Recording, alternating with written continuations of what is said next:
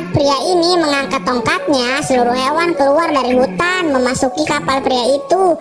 Lalu pria itu menyuruh semua orang untuk segera masuk ke dalam kapalnya karena banjir besar akan segera datang. Tapi pria itu malah ditertawakan oleh semua orang. Bahkan pejabat di sana datang dengan membawa alat penghancur. Saat kapalnya akan dihancurkan, tiba-tiba langit menjadi gelap dan turun hujan. Pria itu memperingatkan kembali orang-orang agar segera naik ke kapalnya. Tapi hujannya malah berhenti dan langitnya kembali cerah, dan pria itu kembali ditertawakan oleh orang-orang. Lalu pria itu melihat ke arah bendungan. Terlihat bendungan itu tidak kuat lagi menahan air.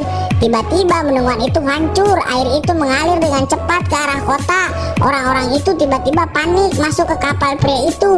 Dengan cepat air membanjiri dan membuat kapal itu terseret mengikuti arus air yang sangat deras. Tapi kapal itu akan segera menabrak sebuah jembatan.